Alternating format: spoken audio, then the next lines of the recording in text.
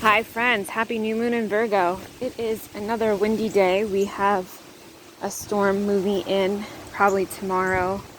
So I figured I would shoot a garden video today, one, so I can compare if there's any damage. And two, because it's been a little crazy around here. So Bee wound up getting hurt and messing up her foot a little over a week ago, and so she's been on the mend, and so I've been having to repair her with homeopathics and such, and so she hasn't really been wanting to do a heck of a whole lot. She is starting to feel a little bit better, and maybe she will join us on this video, but I think she's probably still needs to rehab. She is starting to put some weight on the foot, but not a lot. What I'm going to do today is I'm going to harvest these evening primrose. So with evening primrose, you use the seed to make an oil, and it's in one of the serums I just created on the Etsy shop. And by the time you watch this video, it will be on the Etsy shop. But for right now, in real time, that's on my to-do list. So we've been canning a lot. I haven't taken you along on the canning journey just because my brain has been a little too taxed, and trying to talk and not mess up the canning doesn't work out well. So we scratched that idea.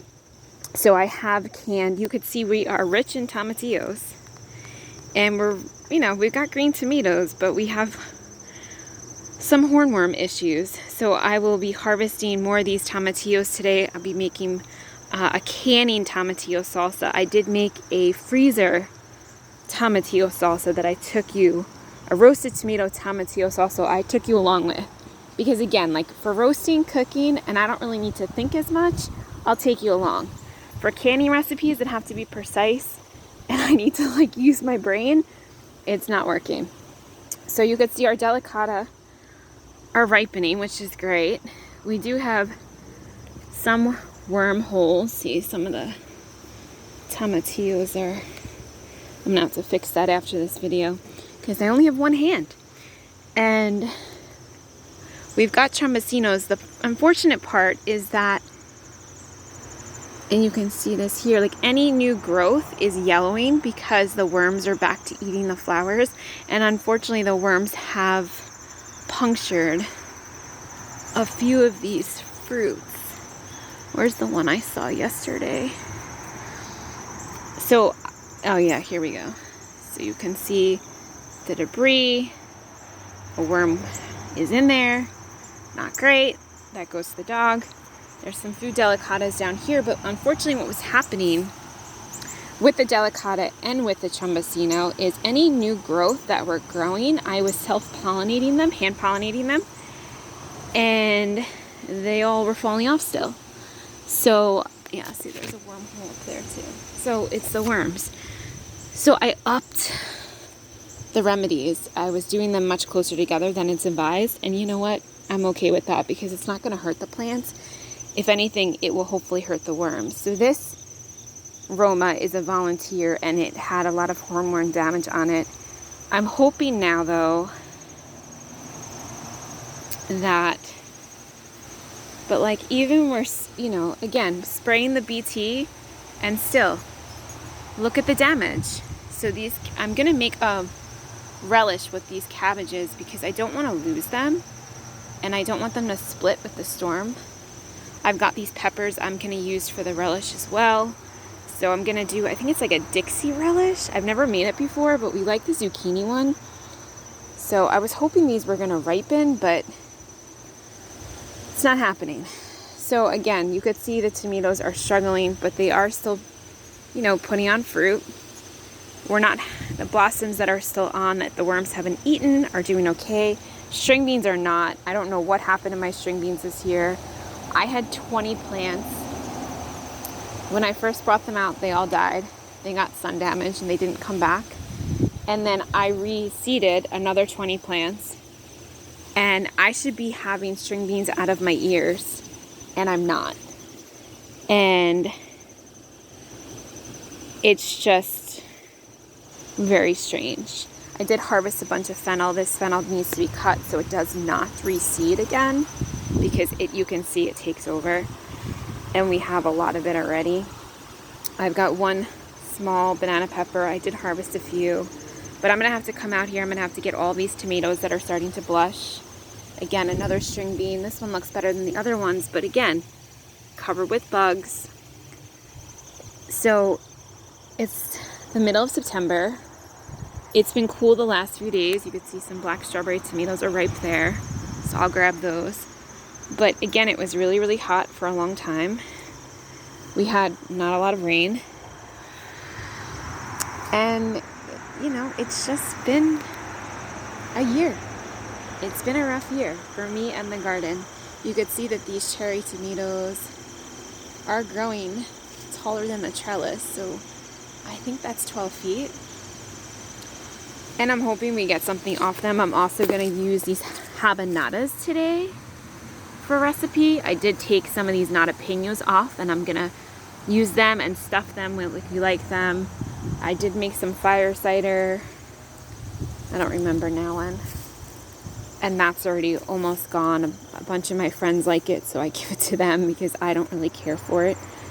But it's been trying. You can see we had great success with herbs this year. I'm actually going to take you along because I run out of canning jars, and rather than buy canning jars, I have some other honey jars that I can put some of my dried herbs that go into my walk-in closet apothecary in. And so I'm going to do that. So you can see these are the two volunteer tomatoes. I think these were the Rosa Pinks. I don't know because they volunteered themselves, but I think that's what variety they were. But you can see we have the groundhog is still here, and we have tried multiple deterrents and nothing seems to work. It's, you know, the dog has chased it multiple times. There's more than one, and it's just something we have to contend with where we live. But the lemon balm is looking great, which is awesome because the other lemon balm I have not looking so hot, and so that lemon balm will be dried. Here's a nightshade plant. I will be drying that for use. Yeah, see, this is what happens when it's 100 degrees and I don't do any weeding because it's 100 degrees. So the calendula, it has some disease. It's on its last legs. Again, tomatoes have hornworms and disease. Even the calendula is looking like really rough, but I got a lot of calendula this year, so I'm okay with it. We've got some bugs on there. I did make some pesto last night, so I will take you along in the kitchen. We will make some pasta to go along with that. That will be lunch today with some grilled chicken, and we'll make frittata for my husband to take for work. I don't eat eggs because I can't tolerate them still. So it would be a quick and easy breakfast for myself, but I usually eat either coconut milk with some homemade granola, which is not from oats, it's just all nuts and seasoning, and or leftovers. So, but he likes a hot breakfast, so I try to do that for him so he has it if I have the time and the bandwidth and the ability to do it. So it's been kind of rough. We had a rough storm on Monday. We had 4 different fronts move in within 4 hours. It was concurrent storms, and so I was on the couch with a migraine all day. I could not get up. I could not do anything. And the week before that, I had migraine for a few days as well with the full moon. So, I lose some time then, and then I kind of have to make it up. So this again, I want to harvest this because I don't want it to get messed up with the winds. It was really windy yesterday. It's not as bad now, but I don't know what's going to happen. So I want to harvest it if I can, get it drying, then I'll be able to process it, get the seeds out. I have a video that I've showed you how to do that, and then I'll be able to make some, oil out of it. This crepe myrtle is holding on, even though it's had pest damage as well. And look, you can see the Russian sage is finally blooming. This is the first time it's bloomed. A lot of these plants I just grew from cuttings, or they were like clearance plants. But you can see there's a lot. I mean, the mugwort's getting ready to bloom. I really need to harvest that as well. I make smudge sticks with it and give it to friends and family. And that's what we'll be doing today. We've done it before. You know, I walk the property, I smudge everything. And the reason I do that is because we eat this food and I use it for medicine. And so I want it to have the highest capability possible for healing.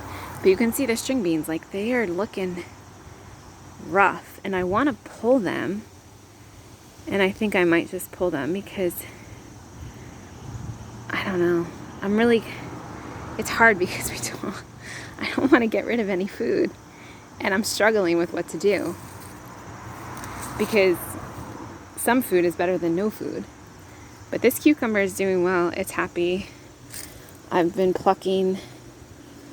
This lettuce went to seed. It had lasted for a while. So I'm kind of trying to keep it. But this lettuce I had that just planted already bolted. And that sucks. Because now we're the middle of September. I don't know if I have enough time to seed again. You know, and seed is cheap, but I don't know. Like, the idea of doing it is just, I'm kind of done. So you could see that some of this, I'm going to eat some feverfew while we're over here. Because with the storms moving in, that is typically what flares my migraines. So I've been trying to eat it as much as I can to remind myself, like, to stay on top of it. But you can see, like, everything is really struggling. And even the stuff I had grown for the fall, this is a spaghetti squash. I don't think I'm going to get anything off of it.